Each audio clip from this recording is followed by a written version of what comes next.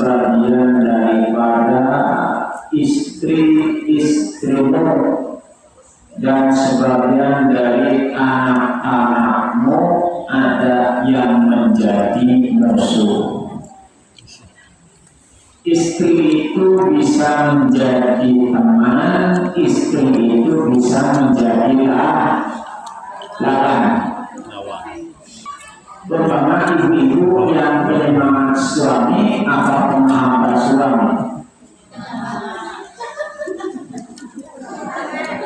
Penyemangat suami atau menghambat? Semangat karena duit tetap.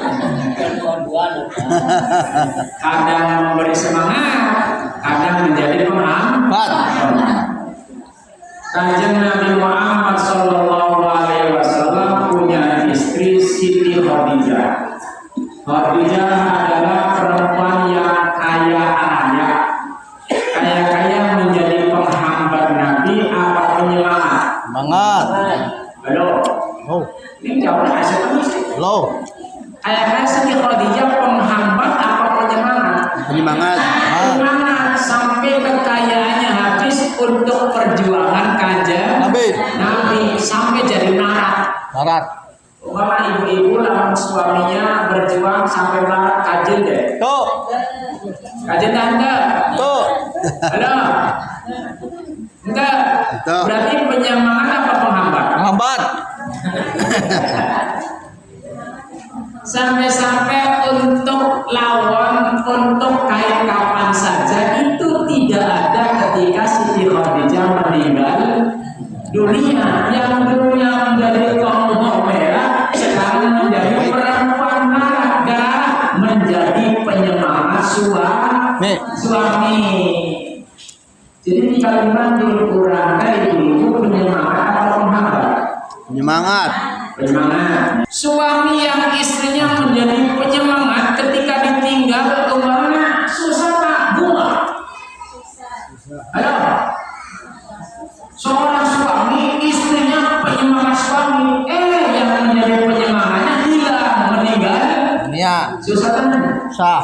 Tapi lalu suami punya istri, istrinya penghambat terus pupus. Alhamdulillah. Ya, Nabi Nuh alaihissalam istrinya adalah penghambat Nabi.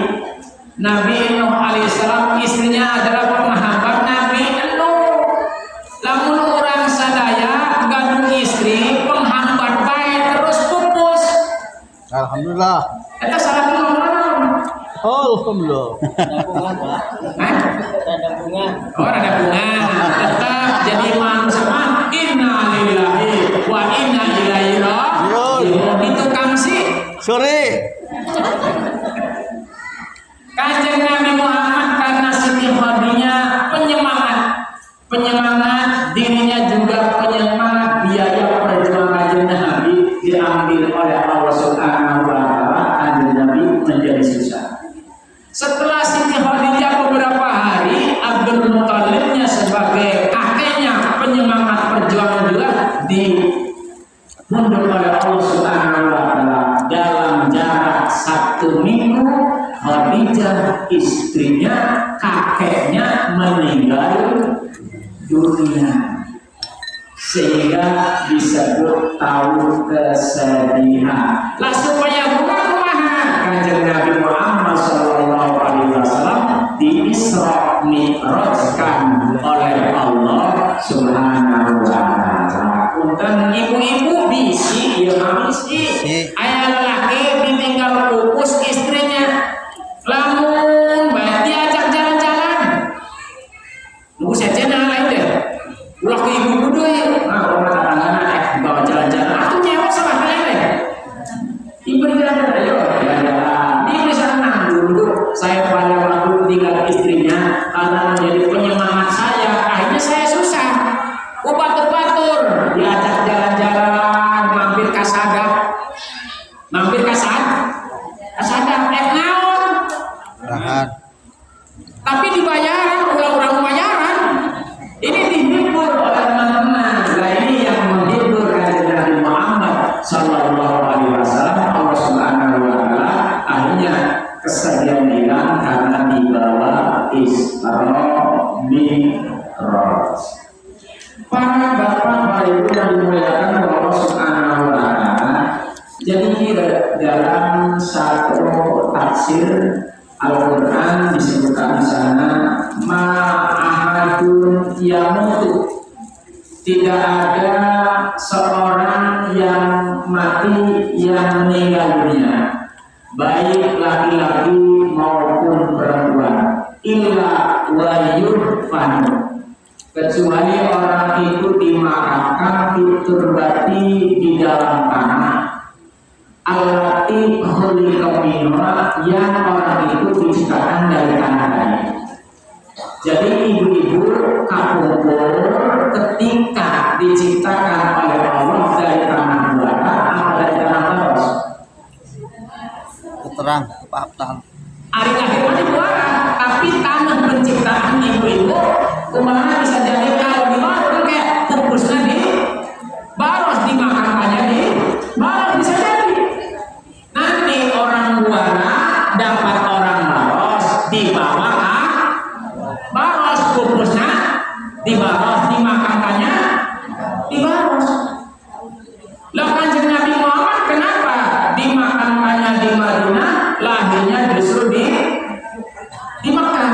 Ini berarti bahannya Kanjeng Nabi dari tanah Madinah. Jadi orang itu akan dimakamkan di tanah di mana ia diciptakan dari tanah itu. Berarti Kanjeng Nabi diciptakan oleh Allah dari tanah Madinah sehingga dimakamkan di Madinah. Ada ibu gimana kejadian di sini jam injuk ibu. Ibu gaduh anak, gaduh keturunan, duka lelaki, duka awal. Saat menikah, ketika terjadi menikah, maka akan terjadi proses bikin anak. Betul ya Bu? Loh, akhirnya itu sih. Begitu pernikahan maka ada proses bikin anak. Caranya apa? Kan pakai sperma. Lah sperma itu hasil dari sari-sari makanan. Ayam, buah, nanti dimasukkan dalam mulut, kemudian sari makannya masuk. Ada apel, ada jeruk, ada rambutan masuk ke dalam tubuh seorang laki-laki, seorang perempuan. Lah nanti sari-sari makanan itu akan menjadi sperma. Lah tadi makanan yang kita telan itu tanahnya di mana? Rambutan apa? Rambutan memang rambutan Aceh? Apakah rambutan Papua? Lamun pas pengantin anyar ngadaharna rambutan Aceh. Jadi air sperma, kemudian pertarungan antara suami istri, spermanya dititipkan di endometriumnya seorang istri, maka itu benihnya benih rambutan Aceh. Ari Aceh biasanya gelis-gelis ya. Anu di PB, anak cut-cut gitu kan, anak cut tari, anak cut memeng, anak punyatin, anak cut mulia, ada apa gelis-gelisnya ya?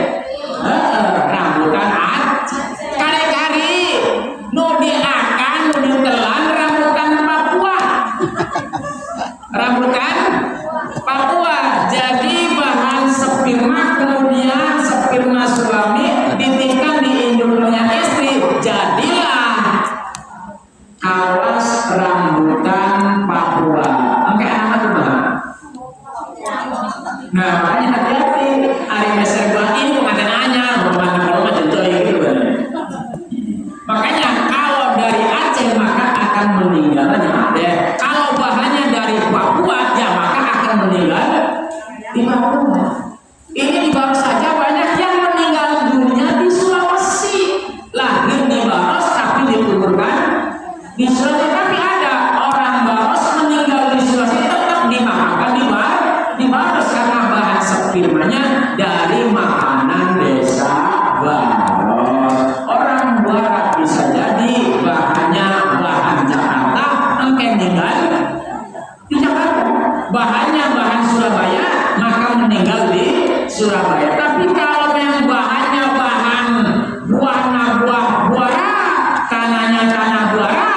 meninggal dikuburkan di luar. Kemarin yang bersama saya bersama Haji Abdul Syukron, Ibu Suparni namanya, ternyata meninggal dunia di Mekah.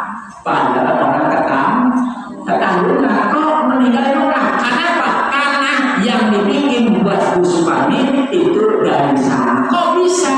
Bisa jadi dulu Bu Suparni atau suaminya ketika ada orang haji bawa korma. Kemudian Bu Suparni atau suaminya tilik orang yang habis pulang dari haji, kemudian nggak pemandangannya diberi kormanya jadi sepi jadi akhirnya meninggalnya di sana. Menarik ayah, ibu-ibu, ayah anak-anaknya meninggal di Mekah, oke, alina ada anak, nungguan korma lu paling haji. Bon para ibu, anu dimuliakan Allah Subhanahu wa Ta'ala, berkaitan dengan Isra Mi'raj Nabi Muhammad Sallallahu Alaihi Wasallam, ini adalah sebuah mukjizat.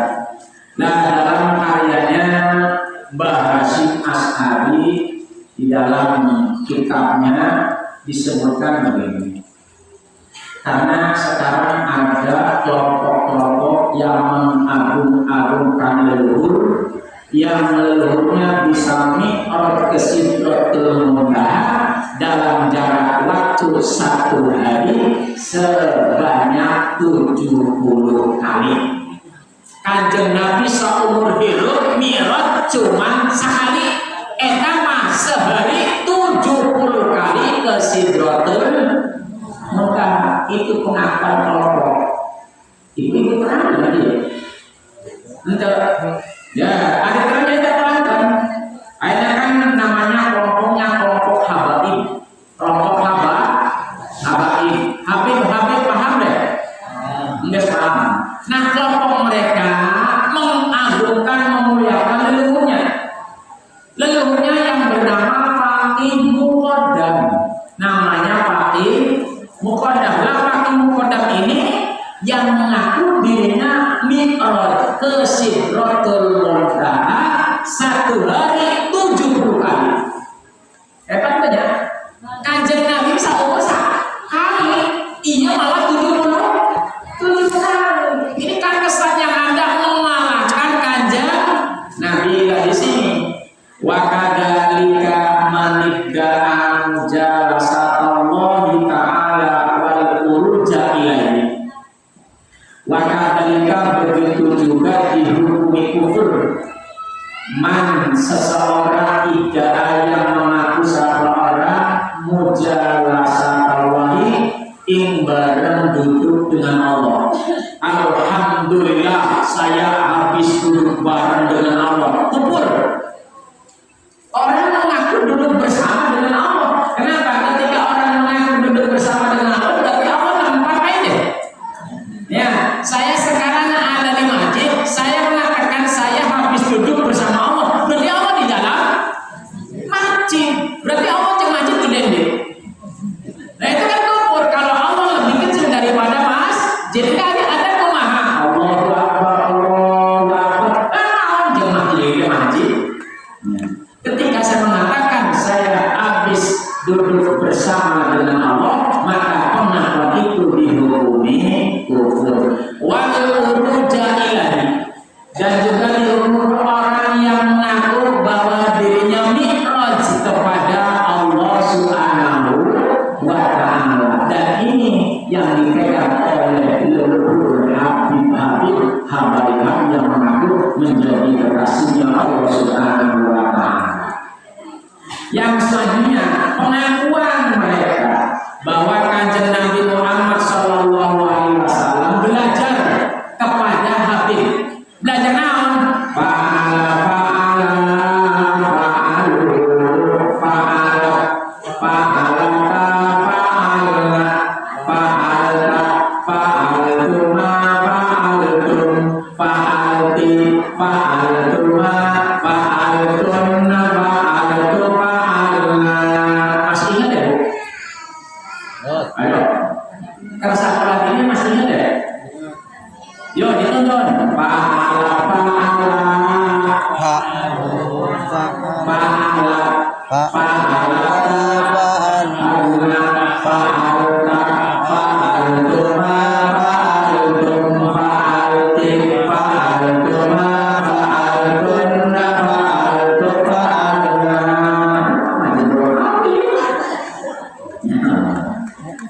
Menurut mereka Kanjeng Nabi belajar sholat Habib.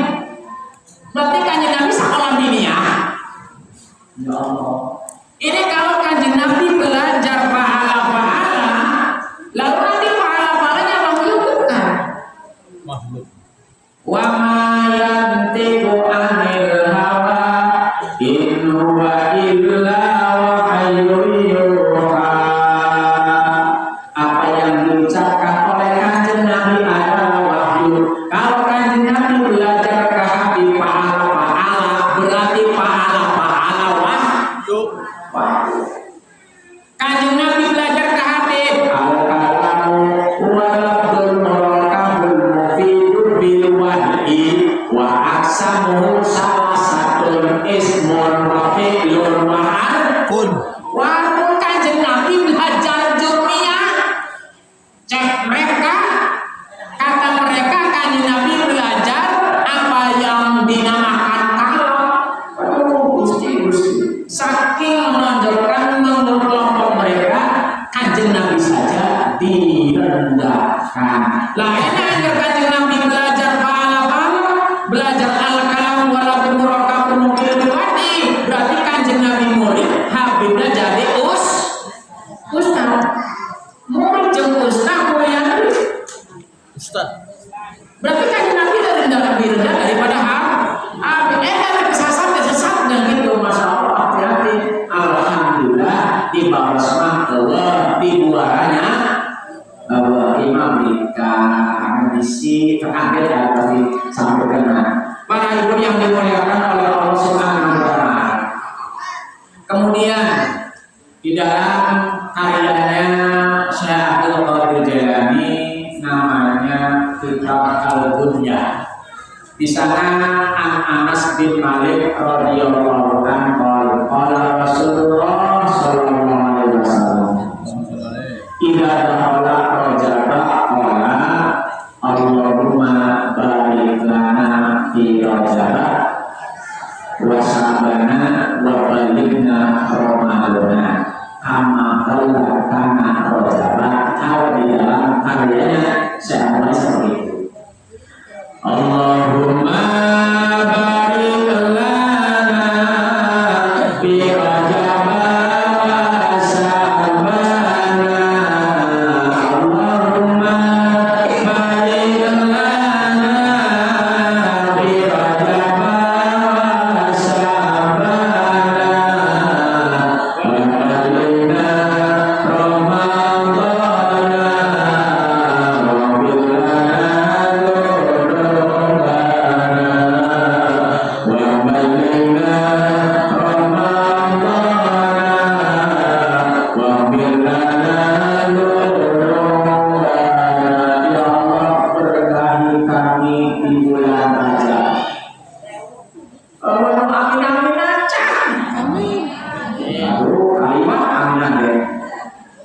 Allahumma barik lana fi Rajab, ya Allah berkahi kami di bulan Rajab. Ari berkah eta tambah hade. Alhamdulillah sudah memasuki bulan Rajab tanggal 10 ayeuna. Tanggal 10 ngayakeun manaqib Syekh Abdul Qadir Jailani berarti tambah sae berarti berkah.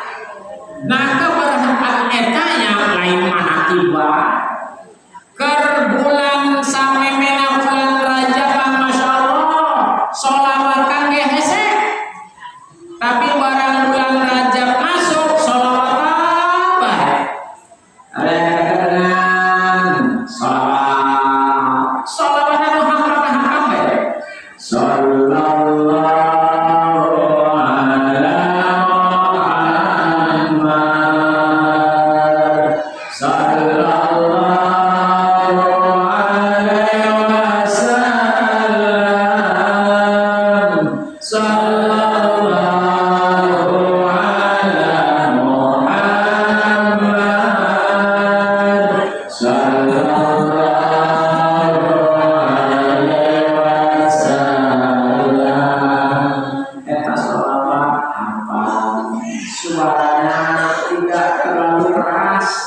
apa lembek ngeunah keterangan kajeun kernongkrong kajeun kernangdung kumaha pada salaman ibu ayo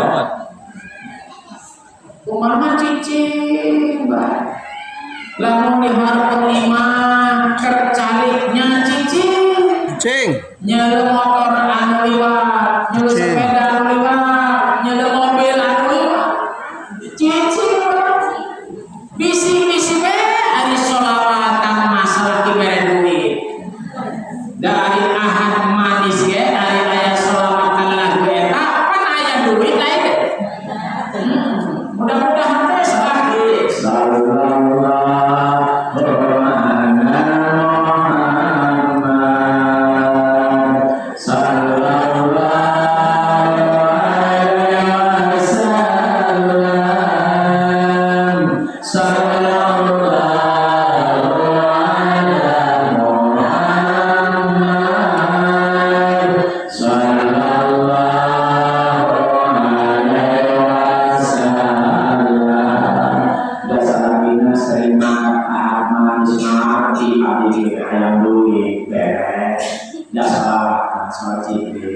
dan ahad yang akan datang 10 hari manakib syahwani ahad lagi bertempat di desa Bandung dan insya Allah akan dihadiri oleh Kiai Haji Saiful Lutfi yang dikenal Kiai Tongkol Kiai Tongkol aku tema yang Kiai bersebut ayah Kiai kereta sana orang-orang zaman itu dia terang dia ibu besar para bapak ibu yang dimuliakan oleh Allah Subhanahu wa Ta'ala. Kemudian keberkahan yang lain di bulan Rajab bisa jadi dengan berpuasa syukur-syukur sabulan sabulannya setengah bulan tidak setengah bulan ya 10 poe ke 10 poe saminggu ke saminggu 3 poe ke 3 poe tengah poe sapoe geus puasa deh Bu can saya 20 poe deui ya kakak tanggal 10 berarti aya 20 poe nah masukkan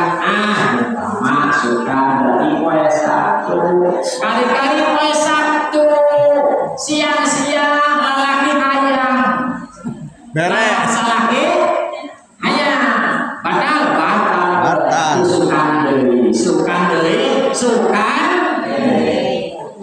da Kanjeng Nabi tidak semua 1 bulan Rajab puasa teu mau disebutnya Kanjeng Nabi Muhammad Rajab ya puasa Sa'ban ya puasa ditambah komodai Ramadan jadi Kanjeng Nabi 3 bulan puasa zaman hari tamah zaman kapungkur mah dibaros ge biasanya perempuan-perempuan yang sudah tua bulan Rajab puasa sabulan dan geus teu men kenal ini orang-orang tua yang tidak men kalau kan halangan yang sudah tidak men daripada emang daripada jajan daripada yang dimakan mending puasa bulan Rajab sebulan penuh bulan Sa'ban sebulan penuh